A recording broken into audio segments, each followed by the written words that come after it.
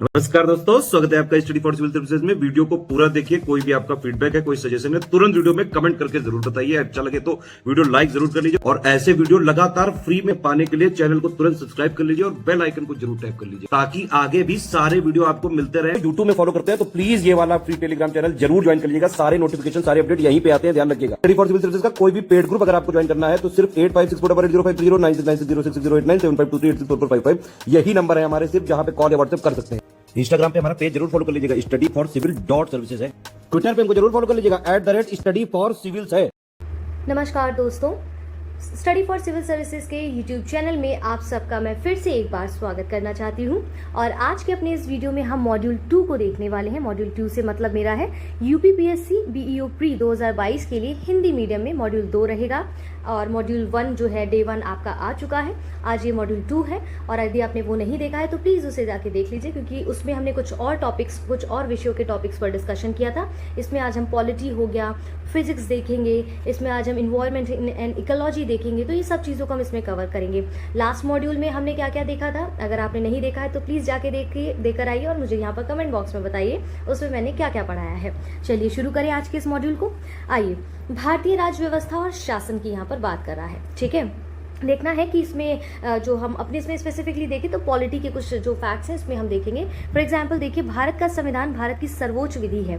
मतलब कहने का है कि जो भारत का संविधान है, जो कॉन्स्टिट्यूशन है, उसी को ध्यान में रखकर कोई भी कानून बनाया जाएगा, चाहे वो संसद के द्वारा बनाया जाए, किसी के भी द्वारा बनाया जाए कोई कानून, वो संसद की जो अंदर उसके बारे में लिखा हुआ है उनको मद्देनजर रखते हुए ही कोई विधि या कोई कानून बनाया जाएगा, ठीक है। उसी का बेस रख के उसको बनाया जाता है। चलिए, ये दस्तावेज उस संरचना को आकार देता है जो मौलिक राजनीतिक संहिता, संरचना, प्रक्रिया, शक्तियों और सरकारी संस्थाओं के कर्तव्यों का सीमांकन करता है। स्पष्ट हो रहा है। और मौलिक अधिकारों जैसे आपके फंडामेंटल राइट्स हो गए, डीपीएसपीज हो गए, आपकी फंडामेंटल ड्यूटीज हो गई, इन सबको भी निर्धारित करता है। कौन? संविधान की यहाँ पर बात की जा रही है। ये किसी भी देश का सर्वाधिक लंबा और लिखित संविधान है। यहाँ पर देखिए, यहाँ पर आप ध्यान दीजिएगा, ये जो चीजें है ना, सर्वाधिक लंबाई की बात कर रहा है देश की, जो ये इसका संविधान है, यहाँ पर ध्यान देना है, क्योंकि यहीं से आपके क्वेश्चन बनते हैं। आपको पता होना चाहिए कि आपके देश के संविधान में क्या क्या चीजें कहाँ से कैसे अडॉप्ट की गई हैं, क्यों इसको कहा गया कि सबसे लंबा और लिखित संविधान है, क्या क्या चीजें हैं मेंशन इसमें जो अन्य भिन्न भिन्न देशों से इसमें अडॉप्ट की गई हैं। क्या आपको पता है? तो एक दो आप चाहें तो कमेंट बॉक्स में बता सकते हैं। आइए चलिए, अगला सेगमेंट हमारा है कि इस अवधारणा में संविधान की सर्वोच्चता प्रदान की जाती है, संसद को नहीं, क्योंकि संविधान संसद ने नहीं बल्कि एक संविधान सभा ने सृजित किया था। क्लियर है। भारत के लोगों के द्वारा संविधान को इसमें दी गई प्रस्तावना में एक घोषणा के साथ अपनाया गया था। भारत की संसद भारतीय संविधान की अवहेलना नहीं कर सकती है। मैंने अभी बताया था कि क्यों स्टार्टिंग में बोल दिया गया था कि भारत की सर्वोच्च विधि है भारत का संविधान। ऐसा ही कुछ है कि आप संसद जो है वो भारतीय संविधान की अवहेलना नहीं कर सकता है। किसी के अधिकारों की बात है तो उसकी अवहेलना नहीं कर सकता है। सारी चीजों का एक तत्व है जो इसमें विद्यमान है, उन सबको आप इग्नोर नहीं कर सकता संसद, ठीक है। फिर इसमें देखिए, इंपॉर्टेंट फैक्ट है कि भारत का संविधान 26 जनवरी 1949 को भारत की संविधान सभा द्वारा अपनाया गया था। तो अपनाया कब गया था भारत का संविधान? 26 नवंबर 1949 को। ये आपके पीटी के एस्पेक्ट से बहुत इंपॉर्टेंट फैक्ट है। अब बात करता है इसको लागू कब किया गया, तो 26 जनवरी 1950 को इसमें लागू किया गया। अब देखेंगे, देश के मौलिक शासी दस्तावेज के रूप में संविधान ने भारत शासन अधिनियम 1935 का स्थान लिया था। ऐसा क्यों कहा गया? उसमें कुछ चीजें ऐसी विद्यमान थी जिसको जब हमने संविधान बनाया और लागू किया तो उसमें उन तत्वों को भी हमने वहां पर रखा था, उन तत्वों को भी वहां पर शामिल किया था। कहाँ से? भारत शासन अधिनियम 1935 के एक्ट से, ठीक है। वो चीज यहाँ कह रहे हैं। इस प्रकार भारत का अधिराज्य संप्रभु मतलब यहाँ पर किसी और के द्वारा वहां पर कोई भी चीज जो है वो आंतरिक या बाह्य निर्णय जो होंगे वो हमारे खुद के होंगे, किसी और को जो निर्णय होंगे अब लागू नहीं होंगे। क्योंकि पहले ब्रिटिश काल में क्या था, जब ब्रिटिशर्स यहाँ पर आए तो उन्होंने अपने सारी चीजें, अपने जो अधिनियम थे, अपने जो नियम थे, अपने जो चीजें थी अपने लागू किए यहाँ पर। लेकिन संप्रभु का मतलब है आंतरिक और बाह्य दोनों तरह से हम स्वयं पे निर्भर होंगे, हमारे खुद के अपने निर्णय होंगे, ठीक है। संप्रभु भारतीय गणराज्य बन गया। संवैधानिक स्वायत्तता सुनिश्चित करने के लिए संविधान के निर्माताओं ने 395 अनुच्छेद दिए हैं हमारे संविधान में, दिए गए हैं। ब्रिटिश संसद के पूर्व के अधिनियमों को निरस्त कर दिया गया। भाई हमारा संविधान बन गया तो हम किसी के और के संविधान को, या हम कह सकते हैं किसी और के नियम को हम क्यों इंप्लीमेंट करेंगे अपने ऊपर? सीधी सी बात है। संविधान भारत को एक संप्रभु, समाजवादी, धर्मनिरपेक्ष, लोकतांत्रिक गणराज्य घोषित करता है। ये काफ़ी इंपॉर्टेंट वर्ड्स हैं, इनको ध्यान रखिएगा, डायरेक्ट इनके मीनिंग पूछ लिए जाते हैं आपसे, ठीक है। अपने नागरिकों को न्याय, समानता, स्वतंत्रता का आश्वासन देता है। आप देखेंगे जो तीनों वर्ड हैं, आपकी प्रस्तावना जो है भारत की, उसमें इन तीनों के बारे में बहुत डिटेल में दिया गया, कितने टाइप की यहाँ पर न्याय की बात की गई, कितनी समानताओं की बात की, क्या क्या बोला गया, किस स्वतंत्रता की बात करता है, किन किन स्वतंत्रता की, वो आपके संविधान में दिया गया है, उनको ध्यान रखना होगा। और बंधुत्व का संवर्धन करने का प्रयास करता है। 1950 में बने संविधान की मूल प्रति को संसद भवन दिल्ली में हीलियम से भरे केस में सुरक्षित करके रखा गया था। क्लियर है, ये इंपॉर्टेंट है, यहाँ पर ध्यान देना है। आइए देखिए, अब कह रहे हैं भारत का संवैधानिक विकास क्या रहा है, ऐसा क्यों। देखिए, एकदम से सडन हमारा कॉन्स्टिट्यूशन जो है, हमारा संविधान रेडी नहीं हो गया। हर चीज की एक प्रक्रिया होती है, उसके विकास के चरण तक पहुंचने के लिए छोटे छोटे एक स्टेप्स होते हैं, जहां तक उसको पहुंचाता है, उसके विकास के अंतिम विकास का जो चरण होता है वहां तक पहुंचाता है।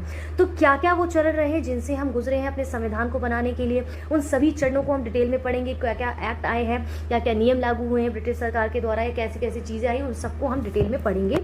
तो जरा कमर कस लीजिए और शुरू हो जाते हैं अब हम अपने इसको पढ़ने के लिए। आइए देखते हैं कि 1600 ईस्वी में ब्रिटिश ने क्या किया, भारत में ईस्ट इंडिया कंपनी के रूप में व्यापार करने आया। भाई 1600 ईस्वी में क्या हुआ, ईस्ट इंडिया जो कंपनी थी वो हमारे भारत में व्यापार करने आई। फिर देखते हैं महारानी एलिजाबेथ प्रथम के चार्टर के द्वारा उन्हें भारत में व्यापार करने के लिए विस्तृत अधिकार दे दिए गए थे। किसके द्वारा, वहाँ की जो महारानी थी उनके द्वारा, क्राउन के द्वारा उनको दे दिए गए थे कि चलो भाई आप जाओ और वहाँ व्यापार करो। फिर कंपनी ने क्या किया, जो अभी तक सिर्फ व्यापारिक कार्य तक सीमित था, उन्होंने 1765 में बंगाल, बिहार और उड़ीसा के दीवानी अधिकार प्राप्त कर लिए। यहाँ पर ऐसा क्यों हुआ, देखेंगे कि जो हमारा इससे पहले यहाँ पर देखते हैं 1765 से पहले आप देखेंगे जो 1757 का जो प्लासी का युद्ध था ना, जब प्लासी के युद्ध के समय पे आप यहाँ पर चीजें देखते हैं। देखिए जो आप देखेंगे इससे पहले यहाँ पर एक चीज़ और आपको ऐड ऑन करना चाहूँगी, इससे जो इधर है, जैसे 1757 में यहाँ पर देखेंगे आप प्लासी का युद्ध हुआ था, ठीक है।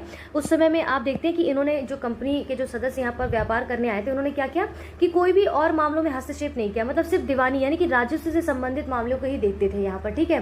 हस्तक्षेप इन द सेंस कि इन्होंने और कोई जिम्मेदारी लेना नहीं जरूरी समझा, सिर्फ पैसों से संबंधित ही यहाँ पर व्यापार किया, पैसे इकट्ठे किए, चले गए, जबकि और भी तो चीज़ों के दायित्व बनते हैं, अगर बाकी चीज़ों में हस्तक्षेप कर रहे हैं तो नहीं किया। फिर आप देखेंगे क्या हुआ यहाँ पर कि इसके बाद 1757 प्लासी के युद्ध में देखा कि ये सिर्फ राजस्व के विभाग को ही अपना पूरा इनका देखा करते थे, बाकी अधिकार नहीं छुआ करते थे।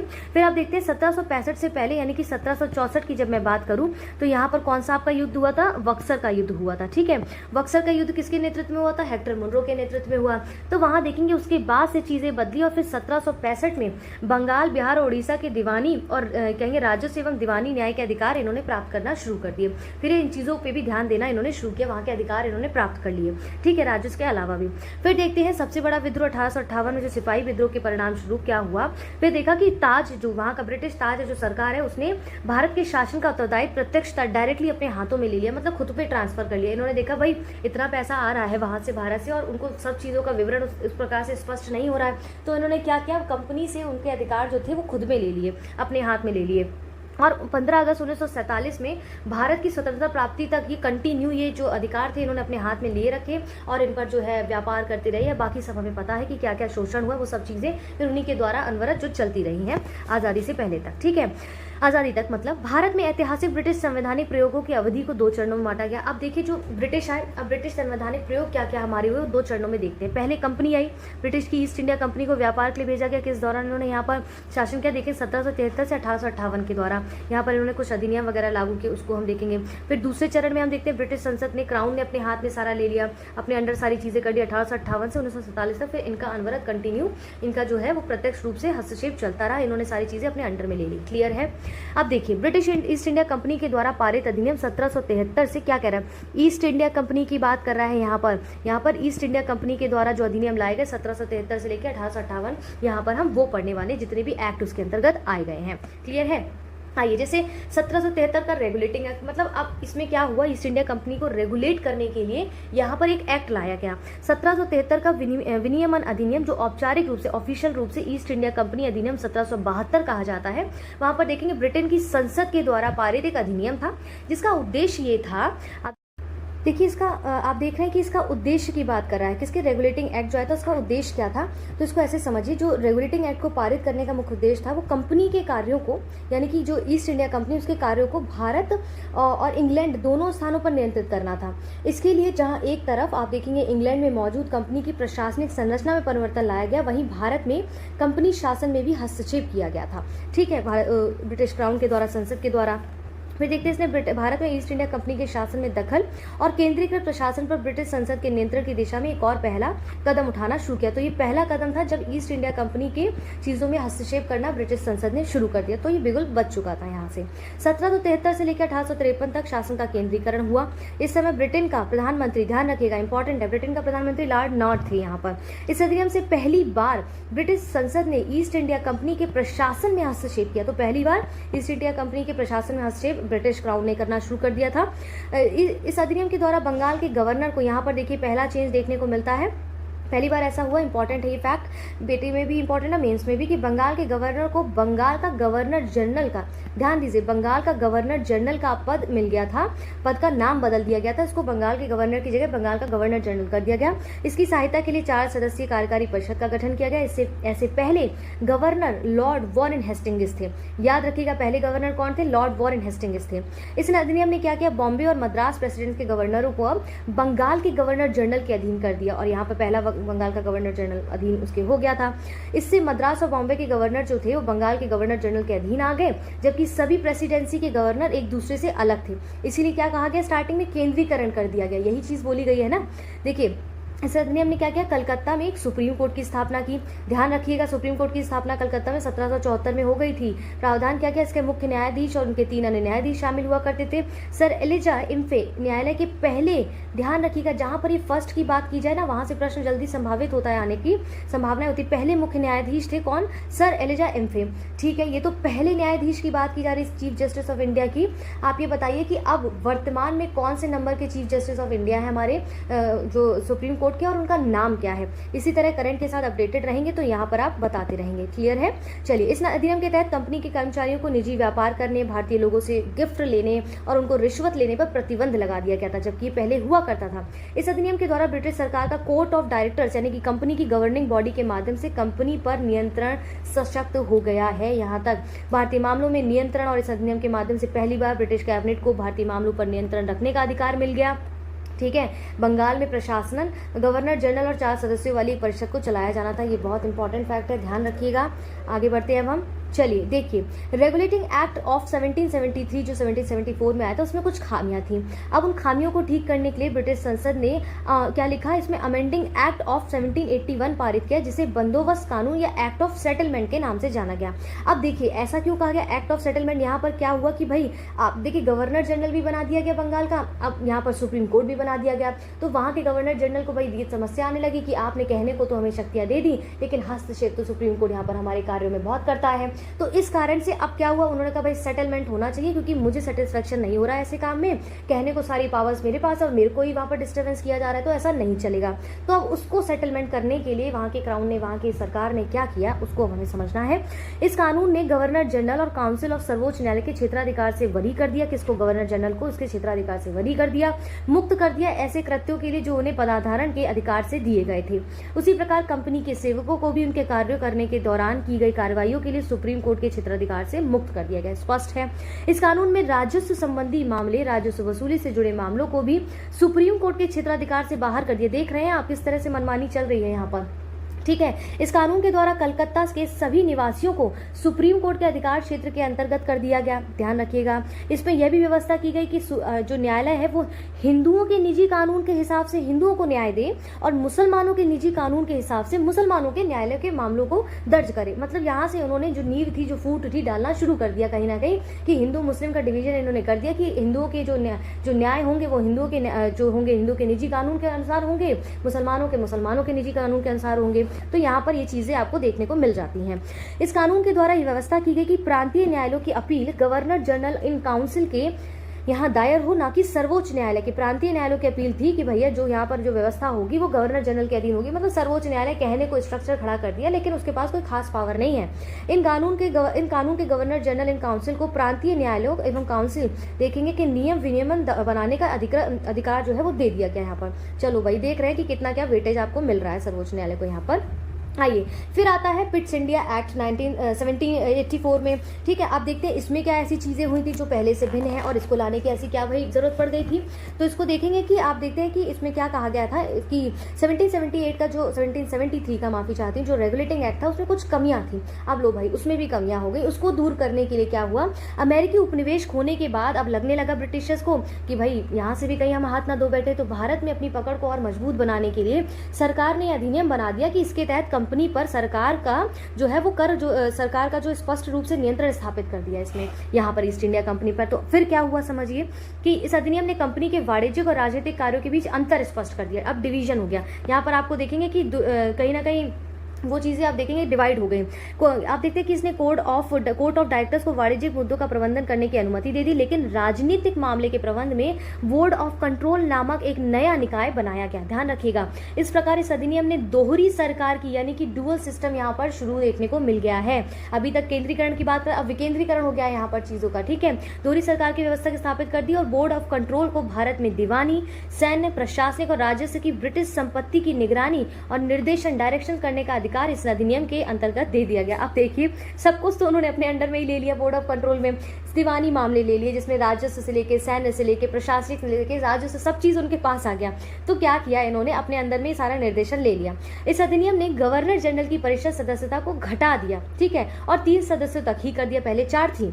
इस अधिनियम ने क्या किया, भारतीय प्रशासन को ब्रिटिश सरकार के सीधे नियंत्रण में रख लिया। अब भारतीय प्रशासन जितना भी इसका एडमिन था सारा अब ब्रिटिश गवर्नमेंट के यानी कि क्राउन के हाथ में आ गया।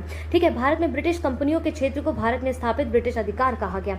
भारत में स्थापित, ये टर्म अच्छा है, मेंस में यूज करिएगा, अच्छे मार्क्स मिल सकते हैं। भारत में स्थापित ब्रिटिश अधिकार कहा गया। 1784 में पिट्स इंडिया एक्ट से आप देखेंगे मद्रास बॉम्बे के गवर्नर की परिषदें स्थापित की गई। इस समय ब्रिटेन का प्रधानमंत्री कौन हुआ करते थे, विलियम पिट्स हुआ करते थे। क्लियर है। अब भाई आता है 1786 का अधिनियम। अब भाई ऐसी जरूरत क्या पड़ गई इनको कि 1786 का अधिनियम लाने की जरूरत पड़ गई, जब सारा कुछ तो अपने अंडर में कर ही लिया। देखेंगे आप यहाँ पर कि क्या हुआ कि आप देखते हैं कि अब 1786 में लॉर्ड कॉर्नवालिस को बंगाल का गवर्नर जनरल नियुक्त किया गया। उसने अपने पद पर नियुक्ति तो ले ली लेकिन कुछ शर्तों के अनुसार कि भैया हमारी ये 2 शर्तें आपको माननी पड़ेंगी, मानेंगे तब तो हम बनेंगे, अदरवाइज हम नहीं देखेंगे, ये पद नहीं स्वीकार करेंगे। ठीक है, तो वो 2 शर्तें क्या थी जिसकी वजह से ये एक्ट लाया गया कि विशेष मामलों में अपने काउंसिल के निर्णयों को अधिभावी करने और अथवा ना मानने का इसको अधिकार होना चाहिए कि अगर ये कोई निर्णय ले रहा है काउंसिल के निर्णय को चाहे तो मानेगा चाहे तो वो नहीं मानेगा। ठीक है, उसने उसे सेनापति कमांडर इन चीफ का भी पद दिया गया। इसकी ये 2 मांगे थी, भाई दे दिया गया। अब देखेंगे लॉर्ड कॉर्नवालिस को भारत के गवर्नर जनरल और कमांडर इन चीफ के रूप में नियुक्त कर दिया गया। उन्हें भूमि, न्यायपालिका, प्रशासनिक सुधारों की स्थापना करने, ब्रिटिश सेना प्रशासन को पुनर्गठित करने के लिए जाना जाता है। इतना बड़ा कार्यभार उसने संभाल लिया। अब इनकी मांग थी कि गवर्नर जनरल की शक्तियों का दायरा भाई थोड़ा और बढ़ाया जाए ताकि विशेष मामलों में कुछ विशेष मामले होंगे जिसमें अपनी परिषद की बहुमत को दरकिनार कर अपनी विशेष जिम्मेदारी के कार्य सौंपे जाएंगे इनको। इसीलिए 1786 का अधिनियम इन्हें गवर्नर जनरल और कमांडर इन चीफ दोनों के रूप में काम करने की शक्ति प्रदान करता है। किसको, लॉर्ड कॉर्नवालिस को, जो भारत के गवर्नर जनरल उस वक्त थे वहां पर। ठीक है, इसके बाद देखते हैं 1786 में एक अधिनियम के माध्यम से Lord Cornwallis board of control और बोर्ड ऑफ डायरेक्टर्स के अधिकार के अंतर्गत ब्रिटिश भारत का पहला प्रभावी शासक बन गया था। ब्रिटिश भारत का कौन, लॉर्ड कॉर्नवालिस की बात की जा रही है। क्लियर है। तो भाई साहब इनके लिए अब यहाँ पर एक नया एक्ट लाया गया था 1786 का, स्पष्ट है। आते हैं 1793 का चार्टर अधिनियम क्या था, इसको समझते हैं। इसमें ऐसी क्या विशेषताएं थी इसको देख लीजिए कि कंपनी के जितने भी व्यापारिक एकाधिकार थे आप देखेंगे उसको अगले 20 वर्षों तक बनाए रखने की बात कर दी गई। लो भाई, अब तक ईस्ट इंडिया कंपनी संभाल रही थी, फिर उनका प्रभुत्व स्टार्ट हो गया, उनका हस्तक्षेप करना स्टार्ट हो गया। अब सीधे डिक्लेरेशन कर दिया कि कंपनी के व्यापारिक जो अधिकार है वो नेक्स्ट 20 ईयर्स तक उसको बनाए रखने की बात की गई है। और BOC यानी कि जो बोर्ड ऑफ कंट्रोल है उसका खर्च, जो बोर्ड ऑफ कंट्रोल है उसका खर्च भी भारतीय खजाने पर आरोपित है।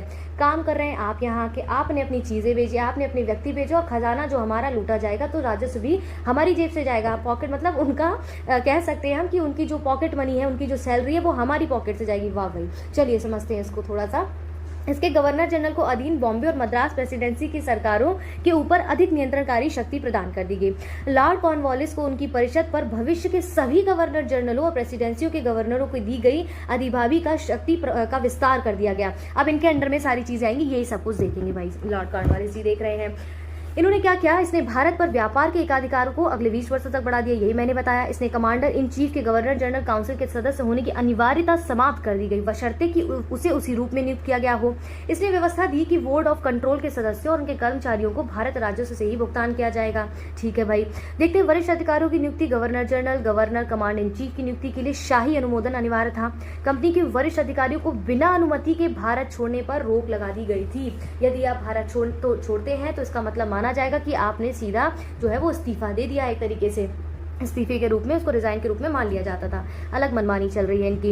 इस अधिनियम में निर्धारित किया गया कि बोर्ड ऑफ कंट्रोल के सदस्यों, उनके कर्मचारियों को भारतीय राजस्व से भुगतान किया जाए।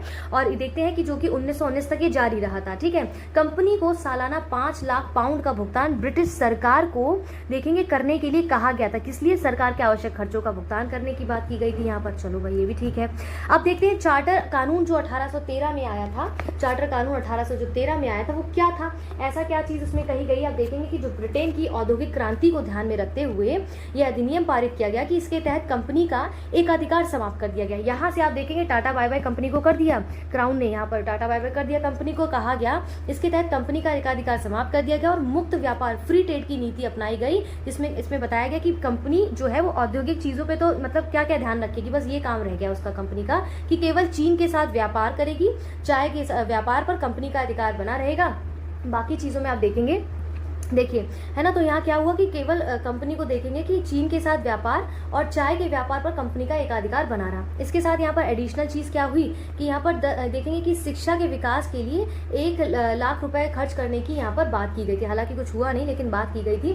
फिर देखते हैं इसी में ईसाई मिशनरियों को लाइसेंस देकर धर्म प्रचार की अनुमति दे दी गई और इस तरह से भारतीय सांस्कृतिक मामलों में ब्रिटिश हस्तक्षेप को मान्यता मिलनी शुरू हो गई। यहाँ पर यही चीज है कि भारत में कंपनी के क्षेत्रों पर ब्रिटिश क्राउन की संप्रभुता का दावा किया गया। लोगों को प्रबुद्ध करने के उद्देश्य से ईसाई मिशनरी को भारत आने की अनुमति दे दी गई। ठीक है, इसमें पश्चिमी शिक्षा के प्रसार के लिए प्रावधान किया गया। इस अधिनियम ने भारतीय साहित्य के पुनर्जन्म और विज्ञान की उन्नति के साथ साथ भारतीयों के ही नियंत्रण में उनकी शिक्षा हेतु अधिक जिम्मेदारी के लिए वित्तीय अनुदान की मांग की थी। मतलब शिक्षा भी हमें दे रहा है, हमसे वित्तीय अनुदान की मांग कर रहे हैं। इसके लिए 1 लाख रुपए के अलग व्यय करने का निर्णय लिया। इत्यादि चीजें हम पढ़ चुके हैं। आइए 1833 का चार्टर अधिनियम क्या था, अब देखते हैं। यहाँ पर आप देखेंगे कि इसके तहत क्या हुआ, कंपनी का चीन के साथ व्यापार शुरू हो गया। चाय संबंधित व्यापारी एकाधिकार यहाँ पर समाप्त कर दिया गया था। 1833 तक आते आते उसको भी समाप्त कर दिया गया।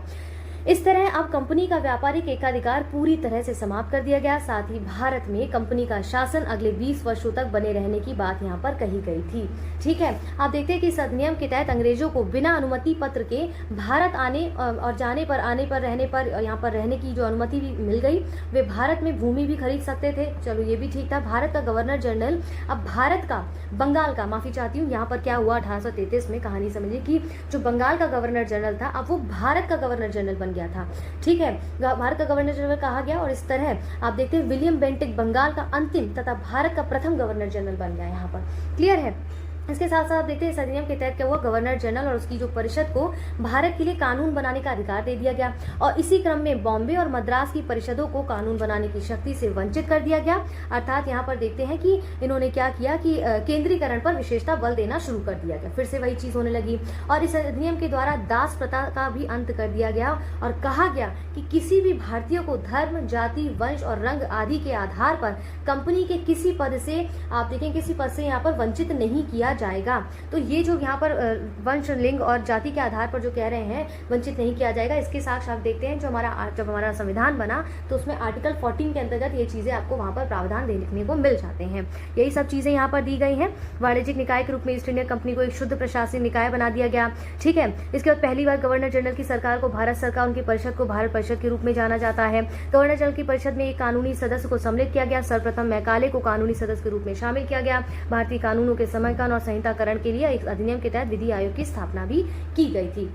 अब आता है 1853 का चार्टर अधिनियम। इसमें ऐसा क्या था यहाँ पर हमें समझना है। ठीक है, इसको देखते हैं हम। यहाँ पर क्या बोला गया था कि इसमें कहा गया कि संसद यहाँ पर बोला गया कि जो संसद है, जो ब्रिटिश की संसद है, ब्रिटेन की, कहा गया संसद जब चाहे कंपनी के भारतीय शासन को समाप्त कर सकती है और अपने हाथ में ये सारी चीजें ले सकती है।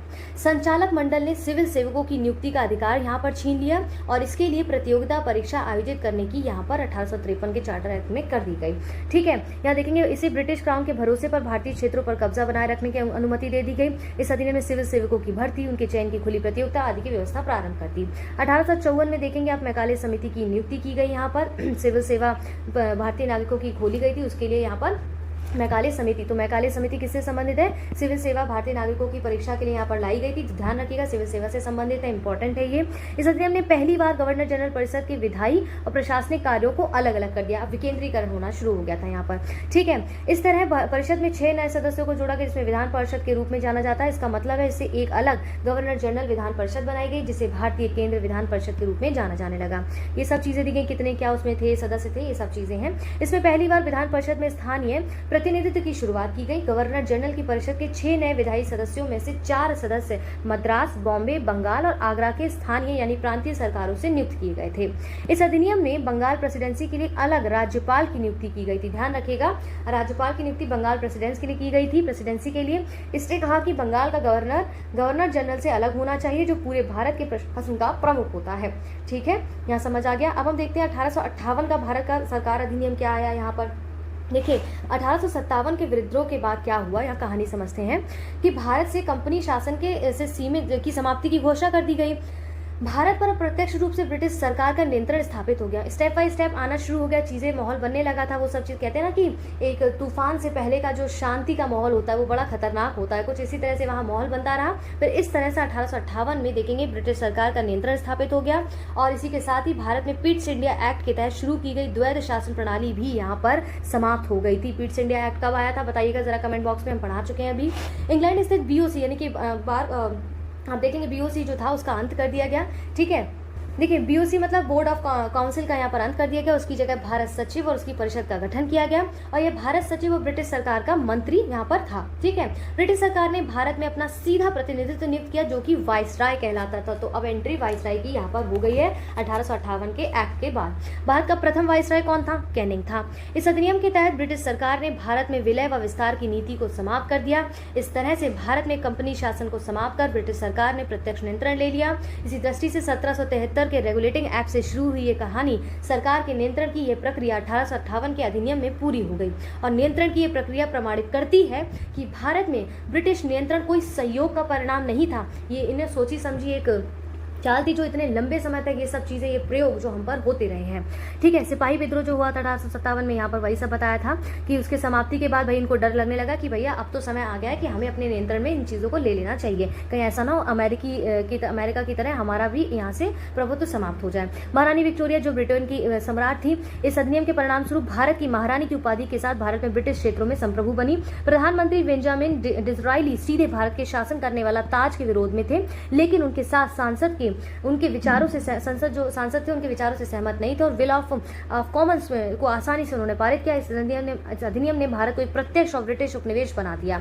इस अधिनियम ने विवादास्पद डॉक्ट्रिन ऑफ लैप्स को समाप्त कर दिया। भारत के बेहतर शासन के लिए एक अधिनियम के रूप में इसको जाना जाता है। यहाँ देखेंगे अधिनियम ने भारत के गवर्नर जनरल के पदनाम को भारत के वाइसराय में बदल दिया। ठीक है, ब्रिटिश क्राउन का प्रत्यक्ष प्रतिनिधि था। भारत का प्रथम वाइसराय कौन थे? लॉर्ड कैनिंग थे। काफी इंपॉर्टेंट है, सीधे क्वेश्चन आता है। इसने एक नया कार्यकाल बनाया। भारत के राज्य सचिव भारत के प्रशासन पर पूर्ण अधिकार नियंत्रण के साथ निहित कर दिया। राज्य सचिव आप देखते ब्रिटिश कैबिनेट का सदस्य था। अंततः ब्रिटिश संसद के प्रति उत्तरदायी था। भारत के पहले राज्य सचिव लॉर्ड स्टेनली देखने को मिलते हैं। इसने बोर्ड ऑफ कंट्रोल और देखेंगे कोर्ट ऑफ डायरेक्टर्स को खत्म करके डबल गवर्नेंस यानी कि पिट्स इंडिया एक्ट के द्वारा शुरू की गई दोहरी प्रणाली की व्यवस्था को यहाँ समाप्त कर दिया और कंपनी की कोर्ट ऑफ डायरेक्टर्स की शक्तियां भारत के राज्य सचिव को हस्तांतरित कर दी गई थी। ठीक है, इसके बाद देखते हैं इसने कॉर्पोरेट निकाय के रूप में स्टेट एंड काउंसिल का सचिव का गठन किया, जो भारत और इंग्लैंड के में मुकदमा चलाने में सक्षम था। देश के प्रशासन के लिए भारतीय सिविल सेवा की स्थापना की जानी थी। भारतीयों के लिए भी सेवा भर्ती में कुछ प्रावधान दिए जाने थे। यहाँ पर यह निर्णय लिया गया कि शेष भारतीय राजकुमारों और प्रमुखों संख्या जो 560 से अधिक थी उनकी स्वतंत्र स्थिति प्राप्त होगी, बशर्ते वे ब्रिटिश आधिपत्य स्वीकार करें। हमारे ही देश में आप रूल कर रहे हैं और हमें ही बता रहे हैं कि हमें क्या चीजें स्वीकार करनी है, क्या चीजें नहीं, तभी हम अपना जीवन यापन यहाँ कर सकते हैं, स्वतंत्र रह सकते हैं। 1858 के कानून के प्रमुख उद्देश्यों को देखें तो प्रशासनिक मशीनरी में सुधार हुआ था। जिसके माध्यम से इंग्लैंड में भारतीय सरकार का अधीक्षण और उसका नियंत्रण हो सकता था। इसने भारत में प्रचलित शासन प्रणाली में कोई विशेष परिवर्तन ऐसा नहीं किया था। स्पष्ट हो गया है। अभी तक हमने हिस्ट्री के एक पहलू को देख लिया है। अगली बार जब हम आएंगे तो भाई और इसमें देखेंगे और चीजें यहाँ पर देखते हैं। यहाँ पर पॉलिटिकल स्टार्टिंग का ये पार्ट था, क्योंकि बेस पता होना चाहिए ना भाई, कॉन्स्टिट्यूशन की बात कर रहा है, क्या क्या चीजें हुई, कैसे बिगिनिंग हुई। हमें अपना बिगिनिंग के बारे में पता होगा तभी तो पता चलेगा कैसे उसका विकास हुआ। विकास का हर एक चरण से वो गुजरा होगा ना, तब जाके कॉन्स्टिट्यूशन अपना बना, आज़ादी के बात की जाती है तब। ठीक है, तो यहाँ पर इन चीज़ों को ध्यान रखना है। चलिए आज का दूसरा सेगमेंट, अपना दूसरा सब्जेक्ट यहाँ पर क्या है, हमारा फिजिक्स है, भौतिक विज्ञान है। समझ आ गया है। एक ही मॉड्यूल्स में हम 2-3 सब्जेक्ट से कुछ पार्ट्स लेकर आएंगे ताकि आप इजीली उसके नोट्स बना सकें और उनको अंडरस्टैंड कर सकें और बोरिंग भी ना हो आपके लिए। ठीक है, चलिए अब हम पढ़ते हैं भौतिक विज्ञान को। देखिए, कोई भी चीज़ पढ़ने से पहले उस सब्जेक्ट का मतलब क्या है, पहले विषय का मतलब समझिए। जैसे विज्ञान क्या है, साइंस क्या है, व्हाट इज साइंस। ठीक है, तो भौतिक जगत की परिघटनाओं, प्रक्रियाओं, पदार्थों और उनके गुणों के संबंध में प्रक्षेपणों द्वारा स्थापित सुव्यवस्थित ज्ञान ही विज्ञान है। आप देखेंगे कि भौतिक जगत से हमारा तात्पर्य ये होता है उस संसार से है जिसमें हम अपनी ज्ञानेंद्रियों द्वारा अनुभव करते हैं। विज्ञान इसी भौतिक जगत की परिघटनाओं को यथासंभव विस्तृत और गहनता से समझने हेतु किया जाने वाला एक सुव्यवस्थित प्रयास है, जिसमें इस प्रकार अर्जित ज्ञान का उपयोग परिघटनाओं के भविष्य के लेकर संशोधन और नियंत्रण के लिए किया जाता है। जो कुछ भी आप जो है हम अपने चारों ओर देखते हैं उसी के आधार पर जो है अन्वेषण करना, प्रयोग करना और भविष्यवाणी करना ही विज्ञान है। पारिभाषिक रूप से इसको कुछ इस तरह से समझ सकते हैं कि वास्तविक अनुभवों और प्रयोगों और परीक्षणों से प्राप्त तथ्यों के तार्किक विश्लेषण द्वारा विकसित हुए सुव्यवस्थित ज्ञान ही विज्ञान होता है। ठीक है, ध्यान रखिएगा, ये डेफिनेशन चाहे तो नोट डाउन कर सकते हैं। आइए अब समझते हैं कि प्राकृतिक विज्ञान की बात करता है। नेचुरल साइंस क्या है, जिसमें प्राकृतिक विज्ञान में 3 शाखाओं को हम देखते हैं, जैसे भौतिक विज्ञान हो गया, रसायन विज्ञान हो गया, जीव विज्ञान हो गया, वही यहाँ पर दिया गया है। ठीक है, फिजिक्स हो गया, वो किन शब्दों से मिलकर बनाई, ये सब चीज़ें यहाँ पर लिखी गई हैं। तो आप इससे ज़्यादा इंपॉर्टेंट यहाँ पर समझेंगे कि प्राकृतिक विज्ञान में 3 विज्ञान पढ़ते हैं, इसमें फिजिक्स, केमिस्ट्री और बायो को देखते हैं। तो आज हम यहाँ पर फिजिक्स को देखने वाले हैं। पहले सेगमेंट क्या है, मात्रक और मापन की बात करें। तो मात्रक क्या होता है, मात्रक क्या है उसको समझिए। मात्रक होता है आपका यूनिट्स। ठीक है, तो किसी भौतिक राशि का मापन एक निश्चित आधारभूत यादृच्छिक रूप से चुने गए मान्यता प्राप्त संदर्भ मानक से इस राशि की तुलना करना। इसको ऐसे समझते हैं कि किसी भौतिक राशि को मापने के अंतर्राष्ट्रीय रूप से स्वीकृत मानक को यानी कि उसको इकाई या मात्रा कहा जाता है। तो भौतिक राशि के लिए आप देखेंगे भौतिक राशियों के एक निश्चित परिणाम को मानकर तथा उसे विभिन्न नाम देकर संबंधित राशियों के मात्रकों का निर्माण किया जाता है, जिसमें आप देखते हैं कि मात्रक के 2 प्रकार होते हैं जो कि यहाँ दिए गए हैं। एक मूल मात्रक होता है, एक व्युत्पन्न मात्रक यानी कि ड्राइव्ड यूनिट होता है, फंडामेंटल यूनिट होता है। तो इसमें डिफरेंस क्या है, आप फंडामेंटल यूनिट को देखेंगे तो मूल राशियों को व्यक्त करने के लिए प्रयुक्त मात्रकों को मूल मात्रक कहते हैं। फॉर एग्जाम्पल जैसे देखते हैं मीटर, किलोग्राम, सेकंड। जैसे समझिए लंबाई का मात्रक क्या हुआ, मीटर होता है। ठीक है, समय का मात्रक क्या होता है, सेकंड होता है। वही चीज़ यहाँ पर बोली गई है। अब व्युत्पन्न मात्रक देखेंगे तो वे मात्रक जो 2 या 2 से अधिक मूल मात्रकों से प्राप्त होते हैं या इनसे निगमित किए जाते हैं उन्हें व्युत्पन्न मात्रक कहलाते हैं। और उदाहरण के तौर पर जैसे बल का मात्रक क्या होता है, न्यूटन होता है। ठीक है, बल का मात्रक क्या होता है, न्यूटन होता है। कार्य का मात्रक जूल होता है। डायरेक्ट क्वेश्चन पूछा गया इससे, तो ध्यान रखिएगा इनके एग्जाम्पल्स को। आइए, भौतिक राशियां 2 प्रकार की होती हैं। इससे पहले भौतिक राशियां क्या होती हैं हमें वो समझना है। ठीक है, तभी तो समझेंगे 2 प्रकार के आदिश राशि और सदिश राशि क्या है। भौतिक राशियां किसी द्रव्य यानी कि मैटर की सही स्थिति या उसकी उचित मात्रात्मक स्थिति या किसी परिघटना की सटीक व्याख्या के लिए जिन पदों का उपयोग किया जाता है उन्हें भौतिक राशि यानी कि फिजिकल क्वांटिटीज कहते हैं। भौतिक राशियां 2 प्रकार की होती हैं, अदिश राशियां और सदिश राशियां। वही चीज हमने देखी है। अदिश राशि क्या होता है, इसमें केवल परिमाण यानी कि मैग्नीट्यूड की आवश्यकता होती है, परिमाण की। पढ़ लेते हैं, एक अदिश राशि वह राशि है जिसमें मात्र परिमाण होता है। इसे केवल संख्या उचित मात्रक द्वारा पूर्ण रूप से व्यक्त किया जा सकता है। वे भौतिक राशियां जिसमें केवल परिमाण होता है, दिशा नहीं होती है, अदिश राशियां कहलाती है। जैसे लंबाई, घनत्व, आयतन, क्षेत्रफल, कार्य, दूरी, द्रव्यमान, चाल, समय, शक्ति, ऊर्जा, दाव, विद्युत वाहक बल, गुरुत्वीय विभव, विद्युतीय विभव इत्यादि। इसमें क्या है, केवल परिमाण है, इसमें दिशा नहीं है। ठीक है, जबकि सदिश राशियां वेक्टर क्वांटिटीज क्या होती हैं, एक सदिश राशि वह राशि है जिसमें परिमाण तथा दिशा दोनों होती है। छोटा सा फैक्ट है, इसमें सिर्फ परिमाण होता है, इसमें परिमाण और दिशा दोनों होती है, ध्यान रखना है। वह योग संबंधी त्रिभुज के नियम और समानांतर चतुर्भुज के योग संबंधी नियम का पालन करती है और इस प्रकार से एक सदिश को उसके परिमाण की संख्या और दिशा द्वारा व्यक्त करते हैं। उदाहरण के स्वरूप विस्थापन, त्वरण, बल, संवेग, वेग, रेखीय संवेग, कोणीय संवेग, बल, आघूर्ण इत्यादि। क्लियर हो गया है। आइए, मापन की विभिन्न यहाँ पर प्रणालियां दी गई, वेरियस सिस्टम और मेजरमेंट्स यहाँ पर दिए गए हैं। जैसे भौतिक राशियों के मापन के लिए 4 प्रणालियां प्रचलित हैं। कौन कौन सी वो प्रणालियां हैं उनको देखते हैं। मीटर किलोग्राम सेकंड प्रणाली, जिसको हम MKS सिस्टम बोलते हैं, ठीक है। क्या बोलते हैं हम इसको? MKS सिस्टम बोलते हैं, ठीक है। देखिए MKS सिस्टम समझेंगे यहाँ पर कि मात्रा की जो पद्धतियां हैं ना, प्रणालियां हैं, उसमें हम क्या क्या पढ़ेंगे। जैसे MKS पद्धति हो गया, CGS पद्धति हो गया, FPS पद्धति हो गया, SI पद्धति हो गया, ये सब हम यहाँ देखने वाले हैं डिटेल में। आइए समझते हैं। जैसे मीटर किलोग्राम सेकंड प्रणाली क्या है? इसमें लंबाई का मात्रक मीटर, द्रव्यमान का मात्रक किलोग्राम, समय का मात्रक सेकंड होता है और इंजीनियरिंग एवं औद्योगिक क्षेत्र में इसी प्रणाली का प्रयोग किया जाता है, ठीक है। यहाँ प्रणाली है, इसी प्रणाली का आप देखेंगे यहाँ पर प्रयोग किया जाता है, ठीक है। इसको सही से लिख देती हूँ। इसी प्रणाली का प्रयोग किया जाता है। तो आपसे पूछा जाए इंजीनियरिंग औद्योगिक क्षेत्र में किस प्रणाली का मापन की किस प्रणाली का प्रयोग होता है, तो MKS सिस्टम का यहाँ पर प्रयोग होता है। MKS सिस्टम ही आपको लिखना है, तो ईजी भी रहता है और थोड़ा सा स्मार्ट लगता है। चलिए, स्मार्ट एज इन इंग्लिश की वजह से नहीं, स्मार्ट एज इन शॉर्ट और टाइम बचता है। सेंटीमीटर ग्राम सेकंड प्रणाली जो CGS है, उसमें इस प्रणाली में आप देखेंगे लंबाई का मात्रक सेंटीमीटर है, ठीक है। द्रव्यमान का मात्रक ग्राम है और समय का मात्रक सेकंड हो जाता है और इसे मीट्रिक प्रणाली या फ्रांसीसी प्रणाली कहते हैं, तो ध्यान रखिएगा। फुट पाउंड सेकंड जो प्रणाली है, जो PFS सिस्टम है, उसको वो क्या है? लंबाई का मात्रक यहाँ फुट हो जाता है, द्रव्यमान का मात्रक पाउंड, समय का मात्रक सेकंड होता है। इस प्रणाली का प्रयोग इंग्लैंड में सबसे अधिक होता है, इसलिए इसे ब्रिटिश प्रणाली भी कहते हैं। उपरोक्त तीनों प्रणालियों में लंबाई, द्रव्यमान और समय मूलभूत राशियों के रूप में लिए जाते हैं। मूल मात्रकों का SI प्रणाली क्या है? यहाँ पर SI का फुल फॉर्म अगर हम यहाँ समझें, यहाँ पर वो वाला SI नहीं है, ये आपका है the international system of units की बात यहाँ पर कर रहा है, ठीक है। समझिएगा कि आजकल अंतर्राष्ट्रीय इंटरनेशनल लेवल पर मान्य प्रणाली सिस्टम इंटरनेशनल द यूनिट, जो फ्रेंच भाषा में मात्रकों की अंतर्राष्ट्रीय प्रणाली का कहना है, इसे संकेताक्षर में SI लिखा जाता है। SI प्रतीकों, मात्रकों, उनके संकेताक्षरों की योजना 1971 में मापतोल के महासम्मेलन के द्वारा विकसित की गई थी। किसके द्वारा? महासम्मेलन के द्वारा विकसित कर वैज्ञानिक, तकनीकी, औद्योगिक और व्यापारिक कार्यों में अंतर्राष्ट्रीय स्तर पर उपयोग हेतु अनुमोदित की गई है। SI की 10 घातों पर आधारित दार्शनिक प्रकृति के कारण इस प्रणाली के अंतर्राष्ट्रीय रूपांतरण अत्यंत सुगम और सुविधाजनक होते हैं। यह पद्धति MKS पद्धति का संशोधित और परिवर्धित रूप है। इसे परिमेय MKS पद्धति भी कहते हैं। वर्तमान में यही प्रणाली प्रयोग में लाई जाती है। इस पद्धति में 7 मूल मात्रक और 2 पूरक मात्रकों को सम्मिलित किया गया है, जो कि निम्नलिखित तालिका में दिए गए हैं, ठीक है। कौन सी तालिका है? देखिए 7 मूल मात्रक हैं आपके SI पद्धति के 7 मूल मात्रक है, ठीक है। इनको देखना है। जैसे लंबाई यहाँ पर क्या है? उसका मूल मात्रक मीटर है, उसका प्रतीक M से इंडिकेट करते हैं। द्रव्यमान का मूल मात्रक है किलोग्राम, इसको kg से प्रतीक इसका है इंडिकेट करते हैं। समय सेकंड, इसको S से इंडिकेट करते हैं। धारा एम्पियर, इसे A से बहुत बहुत इंपॉर्टेंट है PT के एस्पेक्ट से, मतलब मैं इसको 5 स्टार यहाँ पर अगर बोलूँ देना चाहूँ तो कुछ अतिशयोक्ति नहीं होगी, तो यहाँ पर इसको 5 स्टार में देना चाहूँगी। देख रहे हैं आप, क्योंकि ये बहुत इंपॉर्टेंट है आपका, इससे डायरेक्ट क्वेश्चन बनता है साइंस में। डायनामिक तापमान जो है वो केल्विन का मूल मात्रक है और K इसका प्रतीक है। पदार्थ की मात्रा मोल इसका मूल मात्रक है और मोल इसका प्रतीक है। ज्योति तीव्रता कैंडेला और CD इसका प्रतीक होगा। अब 2 पूरक मात्रक हैं जो कि इससे भिन्न है, वो क्या है? भौतिक राशि, मूल मात्रक इनके प्रतीक समतल कोण रेडियन, रेड है इसका ठोस कोण, इसमें स्टेरेडियन है जो SR इसका प्रतीक है। क्लियर है?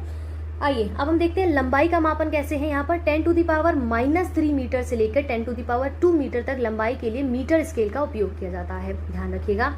वर्नियर कैलिपर्स का उपयोग 10⁻⁴ मीटर की सटीकता तक लंबाई के लिए किया जाता है। वहीं 10⁻⁵ मीटर तक की लंबाई मापने के लिए एक स्क्रूज, गेज और एक स्फेरोमीटर का उपयोग किया जा सकता है लंबाई मापने के लिए, ठीक है। बड़ी दूरियों का मापन कैसे होता है? जैसे किसी ग्रह या तारे की पृथ्वी से दूरी प्रत्यक्ष रूप से किसी मीटर पैमाने की सहायता से ज्ञात नहीं किया जा सकता है, सीधी सी बात है। ऐसी दशाओं में महत्वपूर्ण विधि, जिसे लंबन विधि कहते हैं, इसका उपयोग बड़ी दूरियों को मापने के लिए किया जाता है। द्रव्यमान का मापन अब कैसे किया जाता है? द्रव्यमान पदार्थ का एक आधारभूत गुण है।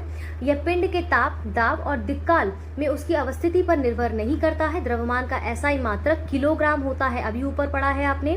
अंतर्राष्ट्रीय माप तोल ब्यूरो के द्वारा दिए गए अंतर्राष्ट्रीय मानक किलोग्राम के आदि के प्रारूप विभिन्न देशों की बहुत सी प्रयोगशालाओं में उपलब्ध है। भारत में इसे नई दिल्ली स्थित राष्ट्रीय भौतिकी प्रयोगशाला NPL में रखा गया है। समय का मापन क्या है? किसी भी समय अंतराल को मापने के लिए हमें घड़ी की आवश्यकता होती है। हम समय मापन हेतु समय का परमाणुवीय मानक प्रयोग करते हैं, जो सीजियम परमाणु में उत्पन्न आवर्त कंपनियों पर आधारित होता है।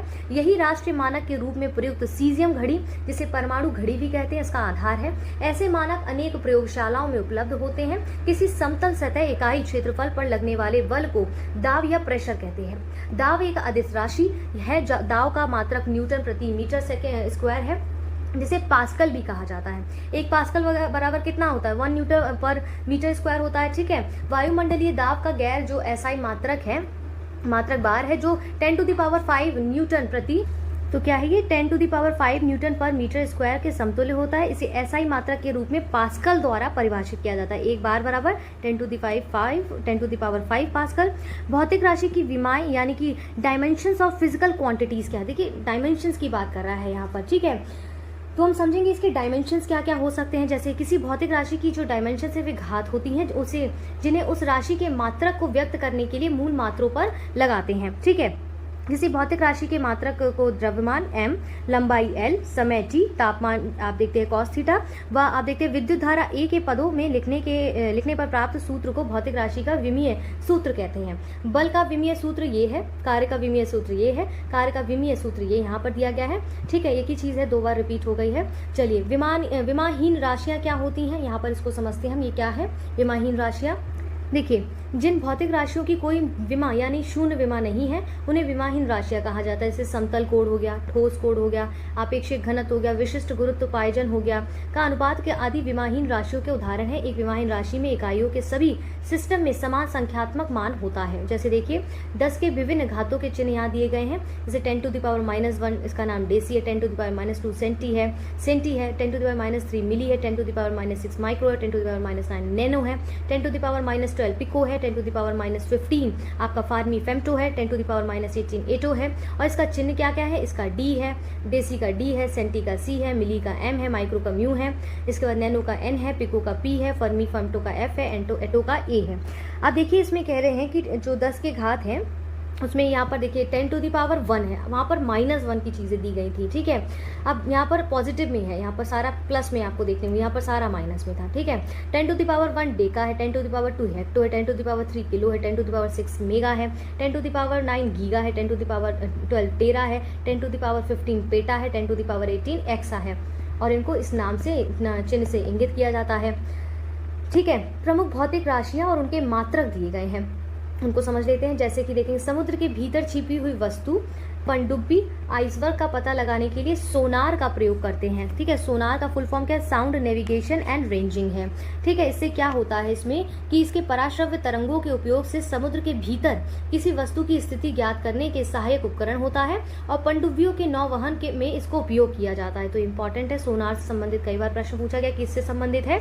तो ये समुद्र के भीतर छिपी चीजों के बारे में पता लगाने के लिए संबंधित है। थर्मोरिस्टर क्या होता है?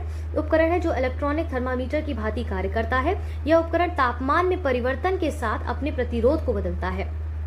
इसके बाद आप देखते हैं कि कैस्कोग्राफ पौधों में वृद्धि मापने का एक यंत्र है, जिसका आविष्कार भारतीय वैज्ञानिक जगदीश चंद्र बोस ने वर्ष 1900 में किया था। गीगर काउंटर एक प्रकार का कण अनुवेदक, जो कि आप देखते हैं प्रैक्टिकल डिटेक्टर है, जो आयनित विकिरणों को मापता है। कंप्यूटर के संदर्भ में वाइट डिजिटल सूचना की एक इकाई है। रिक्टर को भूकंप की तरंगों की तीव्रता मापने का एक गणितीय पैमाना होता है। वार 10 दाव की एक इकाई है, यह 100 किलो 10⁵ पास्कल के बराबर होता है। क्यूसेक को देखते हैं, जल बहाव की दर मापने की एक इकाई होती है। वायुमंडल में ओजोन परत की मोटाई आप देखते हैं डॉप्सन में मापी जाती है। एक डॉप्सन इकाई मानक ताप और दाव पर 10 माइक्रोमीटर म्यू का देखिए ओजोन परत को व्यक्त करती है। इसके बाद आपका ये फिजिक्स हो गया। तो आज हमने क्या क्या पढ़ा आप देखते हैं, इसमें पॉलिटी का जो हिस्ट्री वाला पार्ट है वो हमने देखा, प्लस हमने इसमें फिजिक्स को देखा। इसके बाद अब हम क्या देखने वाले हैं, इकोलॉजी एंड एनवायरनमेंट देखने वाले हैं। ठीक है, तो यहाँ पर 3 सेगमेंट आपके हो रही है। आपका तीसरा सब्जेक्ट है आज के मॉड्यूल 2 का। ठीक है, चलिए समझते हैं इसमें पर्यावरण और पारिस्थितिकी क्या है। देखिए, पर्यावरण क्या है? 2 शब्दों से मिलकर बना है, परि प्लस आवरण से मिलकर बनता है पर्यावरण। देखिए, पर्यावरण क्या है पहले इसको समझते हैं। पर्यावरण एक प्राकृतिक परिवेश है जो पृथ्वी पर जीवन को विकसित पोषित और समाप्त होने में मदद करता है। तो ये पर्यावरण दो शब्दों से मिलकर बना है, परि प्लस आवरण, जिसमें परि का मतलब होता है हमारे आसपास अर्थात जो हमारे चारों ओर है, और आवरण यानी कि जो हमारे चारों ओर से घिरे हुए हैं, जो हमें चारों ओर से घेरे हुए हैं। पर्यावरण उन सभी भौतिक, रासायनिक, जैविक कारकों की कुल इकाई है जो किसी जीवधारी और पारितंत्रिक आबादी को प्रभावित करते हैं और उनके रूप, जीवन और जीविता को तय भी करते हैं। यही मैंने आपको परिभाषा में बताया है। सामान्यतः आप देखते हैं पर्यावरण को 3 तरह से वर्गीकृत किया जाता है: भौतिक पर्यावरण, सांस्कृतिक पर्यावरण और जैविक पर्यावरण। संयुक्त राष्ट्र द्वारा घोषित यह दिवस पर्यावरण के प्रति वैश्विक स्तर पर राजनीतिक और सामाजिक जागृति लाने के लिए मनाया जाता है। और इसकी शुरुआत कब हुई थी? इंपॉर्टेंट है ये। इसकी शुरुआत आप देखते हैं 1972 में 5 जून से 16 जून तक संयुक्त राष्ट्र महासभा द्वारा आयोजित विश्व पर्यावरण सम्मेलन से हुई थी, और 5 जून 1973 को पहला विश्व पर्यावरण दिवस मनाया जाता है, जो कि हर साल आप देखते हैं 5 जून को पर्यावरण दिवस मनाया जाता है। हमें पता होना चाहिए ये। आप देखेंगे कि पर्यावरण के जैविक संगठनों में सूक्ष्म जीवाणु से लेकर कीड़े मकोड़े हो गया, सभी जीव जंतु हो गए, पेड़ पौधे हो गए, उनके अलावा जुड़ी सारी जैविक प्रक्रियाएं या क्रियाएं शामिल होती हैं। जबकि पर्यावरण में अजैविक संगठनों में निर्जीव तत्व और उनसे जुड़ी प्रक्रियाएं आती हैं, जैसे पर्वत, चट्टानें, नदी, हवा, जलवायु के तत्व इत्यादि इसमें आते हैं। पर्यावरण संरक्षण अधिनियम 1986 की यदि मैं बात करूं तो उसमें क्या कहा गया है कि पर्यावरण किसी जीव के चारों तरफ घिरे भौतिक और जैविक दशाएं और उनके साथ अंतःक्रिया को सम्मिलित करता है। ठीक है, उनके चारों तरफ जो भी भौतिक चीजें हो रही हैं, जो भी जैविक दशाएं हो रही हैं, उनके साथ जो है मिलकर अंतःक्रिया एक सम्मेलन करता है। पारिस्थितिकी क्या है? यहाँ देखिएगा, जीवों के पारस्परिक और वातावरण के साथ उनके संबंधों के वैज्ञानिक अध्ययन को पारिस्थितिकी कहते हैं। ठीक है, क्या कहते हैं? पारिस्थितिकी कहते हैं। ठीक है, पारिस्थितिकी शब्द का सबसे पहले प्रयोग 1869 में जर्मन जीव विज्ञानी अर्नेस्ट हीकेल ने किया था। याद रखिएगा, यह ग्रीक भाषा के 2 शब्दों ओइकॉन जिसका अर्थ है घर और लोगोस जिसका अर्थ है अध्ययन करना। तो पारिस्थितिकी को जीवों के पारस्परिक और वातावरण के साथ उनके संबंधों के वैज्ञानिक अध्ययन के रूप में परिभाषित किया जाता है। इसमें जीवों, पर्यावरण के जैविक और अजैविक घटकों के बीच संबंधों पर अधिक बल दिया जाता है। किसके? जैविक और अजैविक दोनों घटकों पर संबंधों पर अधिक बल दिया जाता है उनके बीच में। पारिस्थितिकी के अंतर्गत न केवल जीवों, उनके वातावरण के परस्पर संबंध का अध्ययन नहीं होता है, बल्कि आप देखते हैं समष्टियों, समुदायों, परितंत्रों, बायोम और जैव मंडल का भी अध्ययन यहाँ पर किया जाता है। आप देखते हैं पारिस्थितिकी संगठन के विभिन्न स्तरों का अध्ययन करना है। जैसे जीव क्या है? अध्ययन की मूल इकाई व्यष्टि। समष्टि क्या है? जीवों का एक समूह जिसके विभिन्न समष्टि वाले जीव एक निश्चित क्षेत्र में रहते हैं, एक दूसरे से परस्पर संबंध बनाए रखते हैं। समुदाय क्या होते हैं? जीवों का एक समूह जिसमें विभिन्न प्रजातियों के जीवों की संख्या जो एक स्तर में निवास करती है, वह एक दूसरे के साथ परस्पर संबंध बनाए रखती है। पारितंत्र क्या है? जीवों के एक समुदाय उनके भौतिक पर्यावरण के संबंधों के कारण एक पारिस्थितिकी इकाई का निर्माण होता है यहाँ पर। ठीक है, यही सब चीजें बताई गई हैं। इनकी जो स्तर है उनका अध्ययन हम किस प्रकार करते हैं, ये सब चीजें इसमें मेंशन की गई हैं। चलिए, प्राकृतिक पर्यावास और जीव क्या होता है इसको हम यहाँ पर समझ लेते हैं कि इसका कहने का क्या मतलब है कि प्राकृतिक पर्यावास और जीव क्या क्या है यहाँ पर। ठीक है, तो देखिए समझिए यहाँ पर क्या होगा कि आप देखेंगे कि पर्यावास यानी कि हैबिटेट की बात कर रहे हैं। पर्यावास एक भौतिक पर्यावरण है। क्या है? एक भौतिक पर्यावरण है जिसमें कोई जीव निवास करता है। प्रत्येक जीव को अपनी उत्तरजीविता के लिए विशिष्ट वस्तुओं की आवश्यकता होती है, उन पर निर्भरता होती है। यह जीव उस स्थान पर रहता है जहाँ पर्यावरण के द्वारा इन आवश्यकताओं की पूर्ति होती है। भाई हम क्या करते हैं? हम वहाँ पर रहना पसंद करते हैं जहाँ पर हमारी सुविधा के अनुसार सारी चीज़ें मिल जाएँ, जहाँ पर हमारे जीवन यापन के सारी चीज़ें वहाँ पर ईजिली उपलब्ध हो जाएँ। हाथी का पर्यावरण संबंधी आवश्यकता एक जंगल है। हम किसी समुद्र में हाथी के पाए जाने की आशा नहीं कर सकते हैं और ना ही किसी जंगल में व्हेल के पाए जाने की आशा की जा सकती है। तो पर्यावास उन विभिन्न प्रजातियों को सहारा प्रदान कर सकता है जिनकी आवश्यकताएं समान हैं। उदाहरण के लिए एकल समुद्री पर्यावास व्हेल, दरियाई घोड़ा, सील, पादप, प्लवक और अन्य कई प्रकार के जीवों का सहारा प्रदान करता है।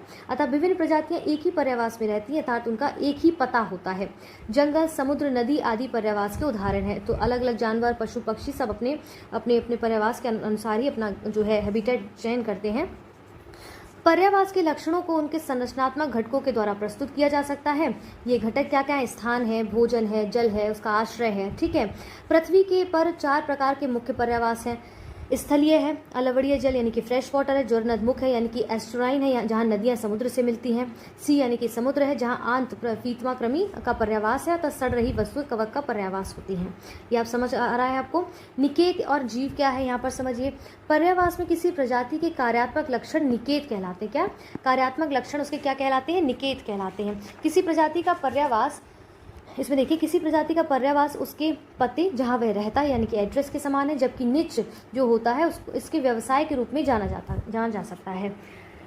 निकेत का तात्पर्य किसी प्रजाति के समस्त क्रियाकलापों और उनके संबंधों या उस योग से है जिसके द्वारा यह प्रजाति अपनी उत्तरजीविका और जनन के लिए अपने पर्यावास के संसाधनों का उपयोग या उसका उपभोग करती है। किसी प्रजाति का निकेत अद्वितीय होता है, समझिए कैसे, जबकि पर्यावास में यानी कि आवास में अनेक प्रजातियां होती हैं। किसी पर्यावास यानी कि आवास में दो प्रजातियों का निकेत समान नहीं होता है। क्यों? इसका कारण यह है कि यदि दो अलग अलग प्रजातियों का निकेत समान होता है तो उनमें एक दूसरे के साथ उस समय स्पर्धा होती है। भाई देखिए, अलग अलग प्रवृत्ति के दो व्यक्ति की अगर बात करें, उनको एक ही घर में छोड़ दिया जाए तो उनमें स्पर्धा होना शुरू हो जाती है। वही चीज़ें कह रहा है जीवों से संबंधित, प्रजातियों से संबंधित, जबकि एक प्रजाति विस्थापित नहीं हो जाती। उदाहरण के लिए कीटों की विभिन्न प्रजातियों की एक बड़ी संख्या एक ही पौधे पर पीड़क यानी कि पेस्ट के रूप में रह सकती है क्योंकि एक ही पौधे के विभिन्न भागों से अपना वह भोजन प्राप्त करती है। स्पष्ट हो रहा है यहाँ पर? देखिए, ये जो निकेत की बात की जा रही है ये हो सकता है मेंस में आपके शॉर्ट या वेरी शॉर्ट में पूछ लिया जाए, है ना। यहाँ पर प्राकृतिक पर्यावरण क्या है, पर्यावरण पारिस्थितिकी की बात कर रहा है। इन सबको नोट डाउन करती रहिए डेफिनेशंस को, क्योंकि मेंस आंसर राइटिंग में जब आप इंट्रोडक्शन में ऐसे पॉइंट्स लिखेंगे, हेडिंग्स को या थीम को ऐसे लिखेंगे तो एक अच्छा आंसर देखने में लगेगा आपका, ठीक है। तो किन शब्दों से मिला है, किस में क्या बोला गया था, कब बनाया जाता है, ये सब चीज़ों को नोट डाउन करते रहिए। वीडियो को पॉज करके उसका स्क्रीनशॉट ले लीजिए, चाहे तो उसको जैसे आप उचित समझें, आप जिसमें कंफर्ट हो वो काम करिए। आइए महत्वपूर्ण वन लाइनर तथ्य यहाँ पर बात की जाए तो क्या क्या है। जैसे पारिस्थितिकी में जीवों, समष्टि और समुदाय, पारितंत्र, वायुओं और जैव मंडल का अध्ययन सम्मिलित है जो पारिस्थितिकी संगठन के विभिन्न स्तरों की रचना करते हैं। प्रजाति समष्टियों का एक ऐसा समूह होता है जिसके सदस्य जननक्षम संतति उत्पन्न यानी कि यहाँ पर कह रहा है कि प्रोडक्टिविटी जो बता सकते हैं उसको, जो उनका मतलब पैदा करने की जो क्षमता उसको उत्पन्न करने के लिए दूसरे के साथ प्रजनन करने में सक्षम होते हैं। विकास एक ऐसा परिवर्तन होता है जिसके द्वारा नई प्रजातियां उत्पन्न होती हैं। उत्परिवर्तन या पुनर्संयोजन किसी प्रजाति के आनुवांशिक रचना या जीन पूल में विविधता अंतर के स्रोत है। प्राकृतिक वर्ण जिसे डार्विन और वालेस ने प्रस्तुत किया था वह प्रक्रिया जिसके द्वारा उन विविधताओं का चयन होता है जिसके कारण उन जीनों का अधिक प्रजनन होता है जो जीव को वातावरण के प्रति अनुकूल बनाने में सहायक होती है। यहाँ पर समझ आ रहा है आपको? विकास के द्वारा आप देखते हैं जाति उद्भवन होता है, ठीक है, या नई प्रजातियां हम कह सकते हैं उत्पन्न होती हैं। आप देखेंगे विलगन के दो प्रमुख प्रकार होते हैं जिसमें भौगोलिक विगलन और जनन विगलन होता है। भौगोलिक विगलन क्या है? इसके परिणाम स्वरूप विभिन्न प्रजातियों के सदस्यों द्वारा प्रजनन के करने के कारण नई प्रजातियां उत्पन्न होती है। ये तो हो गया, समझ आ गया। कई प्रजातियां हमेशा के लिए विलुप्त हो जाती हैं, लुप्त हो चुकी हैं। इन प्रजातियों का एक भी सदस्य अब उपस्थित नहीं होता। इन्हें कहते हैं कि हम ये विलुप्त प्राय हो गई हैं या लुप्त हो गई हैं। दूसरे शब्दों में यह प्रजातियों का विलोपन हो चुका है और जीवाश्म के रूप में हमारी नई प्रजातियों का प्रतिनिधित्व करती हैं। जीवाश्म के रूप में जिसमें जीवों के कुछ अंश पाए जाते हैं उसकी बात कर रहा है यहाँ पर, ठीक है। देखिए विलोपन विनाशकारी प्राकृतिक घटनाओं या मानव क्रियाकलापों के कारण होता है। ऐसा क्यों कहा गया है कि वो विलुप्त हो रहे हैं? इसीलिए देखिए IUCN के द्वारा आप देखेंगे, अभी आगे पढ़ेंगे तो समझेंगे, IUCN के द्वारा रेड लिस्ट वगैरह जारी की जाती है जिसमें देखिए विलुप्त प्राय जो पक्षियों की प्रजातियां हैं, जो जानवर, जो जंतु की प्रजाति वो बताते हैं, इंडेंजर्ड बताते हैं, ये विलुप्त हो चुकी है, उन सब के बारे में एक लिस्ट जारी करते हैं हर देश में कि भाई यहाँ पर के कौन कौन से ऐसे पक्षी या जंतु या जीव जंतु वो विलुप्त हो गए हैं या इंडेंजर्ड हैं, तो उनके बारे में रेड अलर्ट एक जारी किया जाता है कि ताकि इनको मनुष्यों की क्रियाकलापों से होता है ना, जैसे मनुष्य की क्रियाकलापों से क्या कहने में जंगलों को काटना हो गया, अपने निवास स्थान बनाना हो गया, तो भाई उनका निवास स्थान को आप छीन रहे हैं कहीं ना कहीं, ठीक है। इस तरह से आप देखते हैं कभी कभी आपने सुना होगा ऐसे टावर्स के लेकर अभी काफ़ी बीच में विवाद वगैरह, तो उसमें पक्षियों को संरक्षित करने के लिए एक तरह से वो मुद्दा उठा था। बहुत सारी चीज़ें ऐसे, जैसे हाथी दांत का कभी कभी व्यापार सुनने में आता है, तो इस तरह से हाथियों को संरक्षण प्रदान कराना, ठीक है। जैसे नेवले के जो बाल होते थे उसके ब्रशेस का जो इस्तेमाल करा जाता था पेंट करने के लिए, उसको बैन किया गया क्योंकि इससे क्या होता था, उनकी क्षति होने लगी, वो विलुप्त होने लगे। तो भाई अपनी ज़रूरतों के लिए हम किसी और को मारने का कोई सेंस तो बनता नहीं। तो गवर्नमेंट ने क्या किया, इस तरह से एक संस्था बनी जिसमें IUCN एक जो है रेड लिस्ट जारी करता है एक इंटरनेशनल लेवल पर, ठीक है। तो ये सब चीज़ें हम आगे धीरे धीरे जब अपने डे वाइज मॉड्यूल्स लाएंगे उसमें हम आपको क्लियर करेंगे। यहाँ पर बताने का तात्पर्य था कि कोई विनाशकारी प्राकृतिक घटना हो गई, भूकंप आ गया, कुछ इस तरह की चीज़ें हो गई तो एक अलग चीज़ है। लेकिन नेचुरली आप देखते हैं जो अननेचुरल जैसे मानव क्रिया हमारे आपके द्वारा ऐसी चीज़ें हो जाती है, जैसे हम पेस्टिसाइड्स वगैरह का इन सब चीज़ों का इस्तेमाल करते हैं, जैसे विनाशकारी कीटनाशक हम इस्तेमाल करते हैं, तो उन सबको खाने से भी बहुत से पक्षी और जीव जंतुओं की मृत्यु हो जाती है, तो वो भी एक कॉज हो जाता है इस कारण विलोपन का। तो वही समझाने का प्रयत्न किया गया है यहाँ पर। आप देखते हैं जनसंख्या समष्टि परस्पर प्रजनन करने वाले ऐसे जीवों का समूह है जो किसी विशेष समय में विशेष भौगोलिक क्षेत्र में पाई गई है। किसी जनसंख्या के लक्षण क्या क्या हो सकते हैं? जैसे जनसंख्या घनत्व, जनसंख्या डेंसिटी क्या है, उसका जन्म दर क्या है, उसका मृत्यु दर क्या है, ठीक है, उसका अप्रवास या प्रवास क्या है, ठीक है, आयु वितरण किस प्रकार का है, लिंग अनुपात के द्वारा प्रकट किए जा सकते हैं जनसंख्या को, किन किन आधार पर जनसंख्या को बताया जाता है, इन सब आधारों पर कितनी क्या जनसंख्या है, जितना लिटरेसी रेट है, कितना मनुष्य, कितना उसमें मानव वो पुरुष और स्त्री का वो है, सारा मृत्यु दर जन्म दर बताया जाता है। पारिस्थितिकी अनुक्रम किसी समुदाय की रचना में होने वाला क्रमिक परिवर्तन है। देखेंगे पारिस्थितिकी अनुक्रम में किसी ग्रुप में देखते हैं कोई स्ट्रक्चर में कोई चीज़ चेंजेस आते हैं तो उसमें क्या क्या चेंजेस देखे जा सकते हैं, पारिस्थितिकी में वो कह रहा है। प्राथमिक अनुक्रम उन क्षेत्रों में होता है जहाँ पहले से कोई समुदाय नहीं होता है, ठीक है। द्वितीय अनुक्रम कब होता है, देखिए वर्तमान वनस्पति के पश्चात अस्तित्व में आता है। जब प्राथमिक अनुक्रम जहाँ नहीं होता है वहाँ पर द्वितीय अनुक्रम देखा जाता है, ठीक है। जैविक अन्योन क्रिया वह अन्योन क्रिया है जो एक प्रजाति के सदस्यों के बीच या विभिन्न प्रजातियों के सदस्यों के बीच होती है। उदाहरण के लिए स्पर्धा, शिकार, परिजीविता, सहजीविता, सहभागिता, उदासीनता, सहभोजिता। तो इन सबको हम समझेंगे। जैसे ये सब चीज़ें क्या, जैसे आप कहते एक ही जगह पे आवास रहने पे अलग अलग प्रजातियां, तो कैसे स्पर्धा होता है, हम मनुष्य क्या करते हैं, शिकार करते हैं जानवरों का, यहाँ पर वो बोला गया। परिजीविता किस तरह से एक दूसरे पे निर्भर है, पौधे से लेकर अन्य जो पशु पक्षी हैं वो एक दूसरे पे कैसे डिपेंडेंट है, हम उन पे डिपेंडेंट है, यही सब चीज़ें इसमें बतानी है ना, ठीक है। ये सारी चीज़ें हमने यहाँ समझ ली है, यानी कि आज का अपना मॉड्यूल 2 को हमने प्रॉपर देख लिया। चलिए इनको एक बार रिमाइंड कर लेते हैं ताकि जब आप इसके नोट्स बनाएं तो आपसे कुछ स्किप ना हो जाए, और कहाँ कहाँ से कैसे प्रश्न उसको देख लेते बन सकते हैं। जैसे पॉलिटी में हमने इसका पूरा बैकग्राउंड देखा, कब कैसे क्या संविधान लागू हुआ, कब इसको बनाया गया, ठीक है, कितने आर्टिकल वगैरह दिए गए, इन सब चीज़ों के बारे में देखा। संवैधानिक विकास किस प्रकार से क्या क्या चरण रहा उनको हमने देखा। इसके बाद हमने रेगुलेटिंग एक्ट 1773 का देखा, समझा कैसे डिफरेंट है ये उससे, बाकी कैसे क्या चीज़ें इसमें दिखाई। 1781 का जो एक्ट ऑफ सेटलमेंट था उसमें क्या बताया गया था, ठीक है। पिट्स इंडिया एक्ट 1784 में क्या हुआ, 1786 का अधिनियम क्या हुआ।